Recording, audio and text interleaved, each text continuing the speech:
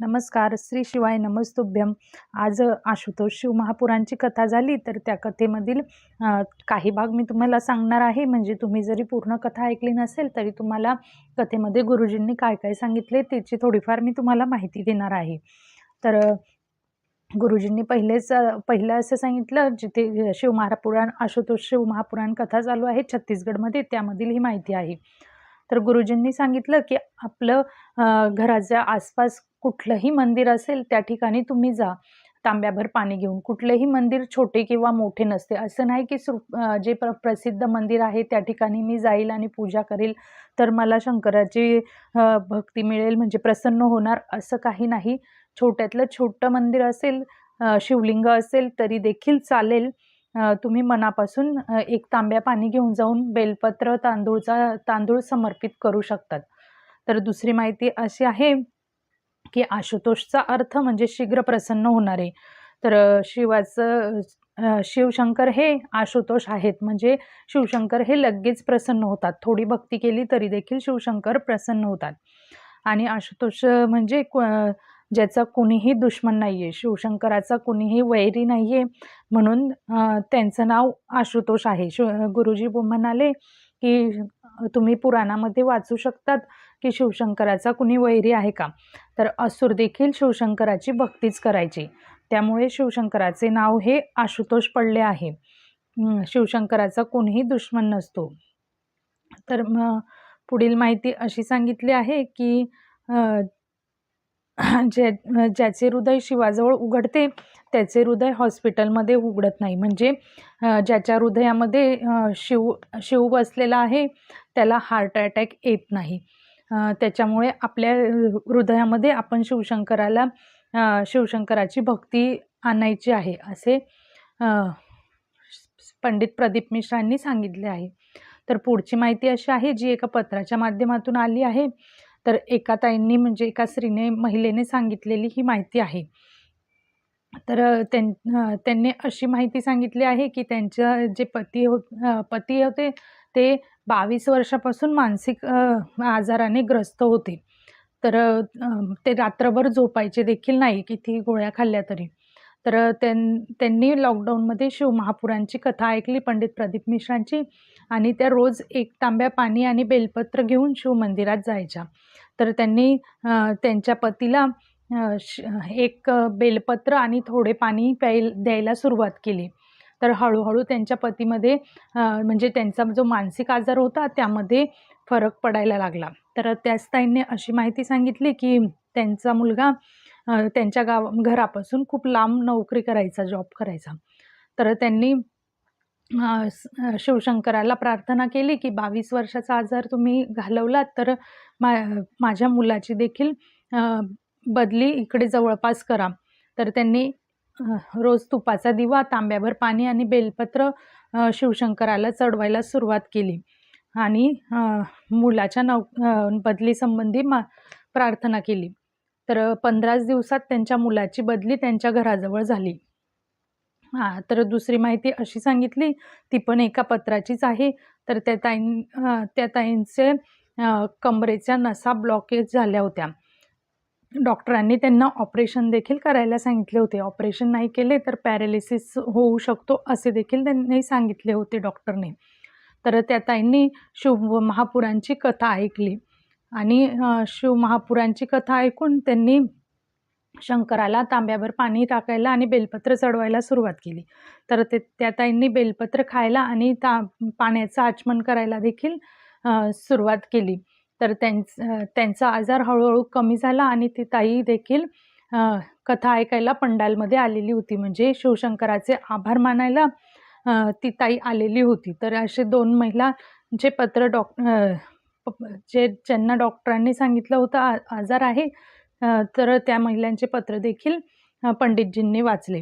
पुढे पंडितजींनी असे सांगितले की शिवमंदिरात किंवा शिवमहापुराणमध्ये तोच येऊ शकतो की ज्यांच्या आईवडिलांनी त्यांच्यावर संस्कार केले आहेत, किंवा ज्यांच्यावर शिवकृपा आहे तेच येऊ शकतात. ज्यांना शिवशंकर बोलवतो तेच कथापंडालमध्ये कथा ऐकायला येऊ शकतात. तर पंडितजींनी अशी माहिती सांगितली. आजच्या शिवमहापुराणमध्ये पुढील उपाय असं सांगितला आशुतोष शिवमहापुराणमध्ये, की ज्या पती पत्नीचे जमत नाही किंवा जे पती पत्नी वेगळे राहतात, त्यांचे सतत भांडण कटकट सुरू असते, त्या पती पत्नींसाठी हा उपाय आहे. किंवा ज्या पती पत्नींमध्ये सतत कटकट होऊन त्यांचे घरचे देखील एकमेकांशी भांडतात, त्यांच्यासाठी हा उपाय आहे.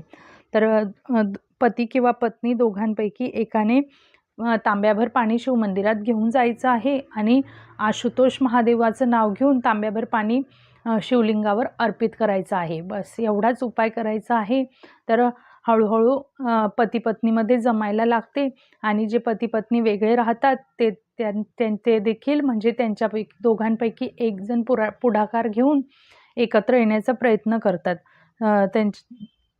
तर अशी पती पत्नींचे जर वाद होत असतील तर आशुतोष महादेवाचं नाव घेऊन शिवलिंगावर पाणी चढवायचं आहे. हा उपाय पंडितजींनी आजच्या कथेमध्ये सांगितला आहे. तर दुसरा उपाय असा सांगितला आहे की एका पत्राच्याच माध्यमातून सॉरी उपाय नाही, पत्राची माहिती दिली की एक महिला सतत आजारी असायची. तिच्या गर्भाशयाची देखील गर्भपिशवी देखील खराब झाली होती आणि तिला दुसरे देखील आजार झालेले होते. तर आजारपणामध्ये तिचा सगळा पैसा गेला होता आणि पैसा गेला तर त्या टेन्शनमध्ये तिचे मुलं देखील व्यसन करू लागले होते आणि आजारपणामुळे तिच्यावर शेत विकण्याची देखील वेळ आली होती. तर त्या महिलेने शिवकथा ऐकून शिवलिंगावर पाणी चढवायला सुरुवात केली. ती महिला अशोक सुंदरीवर पाणी चढवून नंतर शिवलिंगावर पाणी चढवायची आणि बेलपत्र व्हायची आणि तिने बेलपत्र खायला आणि अर्पित केलेले पाण्याचं आचमन करायला देखील सुरुवात केली.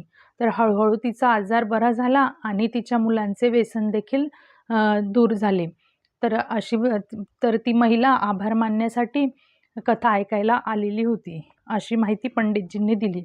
तर पुढील माहिती एका पत्राच्याच माध्यमातून पंडितजींनी दिली, ज्या पत्रामध्ये काही प्रश्न विचारलेले होते. तर प्रश्न होते की आपण जेव्हा पशुपतीनाथचे व्रताचे उपाय हे करतो उपवास, तेव्हा आपण जी वात लावतो ती लांब लावायची की गोल लावायची. तर पंडितजींनी सांगितले आहे की जर शिवमंदिरामध्ये देवीचं देखील मंदिर असेल तर तुम्ही कुठलीही वात लावली तरी चालेल, लांब लावा किंवा गोल लावा. आणि जर फक्त देवीचं मंदिर असेल तर तुम्ही लांबच वात लावायची आहे. आणि पितरांसाठी जर आपण माठाजवळ वगैरे दिवा लावतो किंवा पिंपळाच्या झाडाजवळ तर तो देखील लांब वातीचाच लावायचा आहे. आणि जर शिवमंदिरामध्ये देवीचं देखील मंदिर असेल किंवा मूर्ती किंवा फोटो असेल तर तुम्ही दोघांपैकी कुठलीही वात लावली तरीही चालू शकते. तर त्या महिलेनेच पुढील प्रश्न असा विचारला होता की आपण ज्या पशुपतीनाथ व्रतामध्ये 108 वस्तू घेऊन जातो त्या एकाच वेळी आपल्याला अर्पित करायच्या आहेत की एक एक करून. तर पंडितजींनी सांगितले की आपण जे तांदूळ, बेल किंवा फूल नेतो किंवा मूग नेतो ते एक एक करून आपल्याला व्हायचे आहे 108 वेळेस. आणि त्यावेळेस आपण कुठलाही श्री शिवाय नमस्तुभ्यम तुभ्यम नमः शिवाय ओम नमः शिवाय असा मंत्र बोलायचा आहे. तर एकाच वेळी त्या वस्तू 108 वस्तू आपल्याला अर्पित करायच्या नाही आहे, तर एक एक करून आपल्याला त्या वस्तू अर्पित करायच्या आहेत.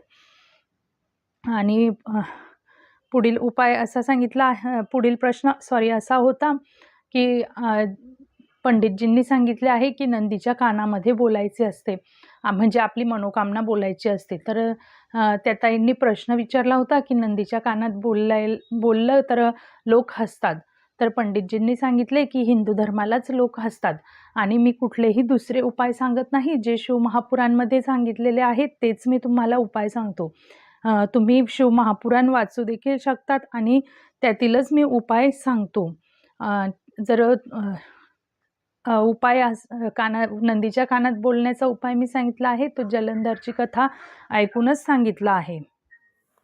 पुढील उपाय सांगितला आहे की तुमच्या जीवनात खूप कष्ट असतील, तुम्हाला काही कार्य सिद्ध होत नसेल किंवा खूप आयुष्य तुमचं खडतर जात असेल आणि तुमच्या आयुष्यातील कटकटी सततचे जे आयुष्यात चालू आहेत त्या संपतच नसतील, एकामागून एक काही ना काही संकट तुमच्यावर येतच असेल, तर तुम्ही मनाने खूप दुःखी असाल, तेव्हा फक्त शिवमंदिरात जायचं आहे 1 तांब्या पाणी घेऊन आणि शिवलिंगावर 1 तांब्या पाणी बेलपत्र वगैरे समर्पित करायचं आहे.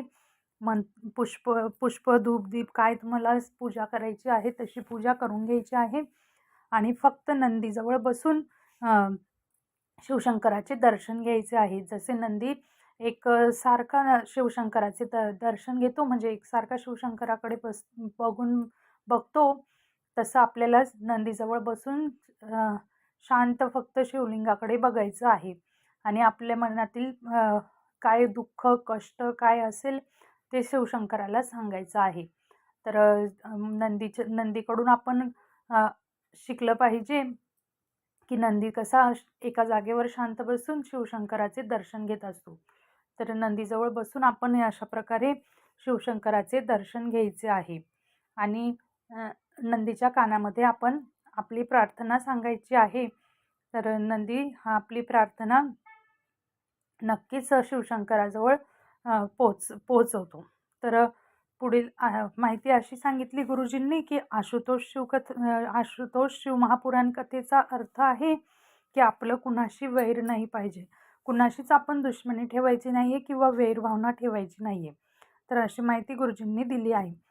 पुढील माहिती अशी आहे की कानपूरला जी कथा होणार आहे ती कथा रद्द झाली आहे, कारण की कथेमध्ये खूप गर्दी होत आहे. त्यामुळे कानपूरची कथा गुरुजींची जी कानपूरला होणार होती ती कथा रद्द झाली आहे. त्यामुळे भाविकांनी लक्षात घ्या की कानपूरला आता कुठलीही कथा होणार नाही आहे, ती कथा रद्द झालेली आहे. तर अशा पद्धतीने माहिती दिलेली आहे आणि रुद्राक्ष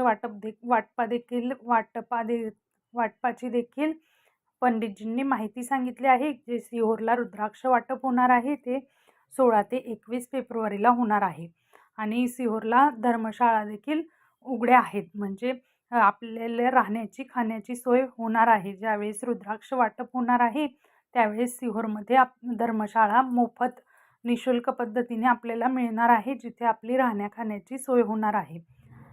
तर अशा पद्धतीने गुरुजींनी अशी माहिती सांगितली आहे, जी आशुतोष शिव महापुराणच्या पहिल्या दिवशी सांगितली तीच मी तुम्हाला सांगण्याचा प्रयत्न केला आहे. व्हिडिओ आवडला तर चॅनलला जरूर सबस्क्राईब करा.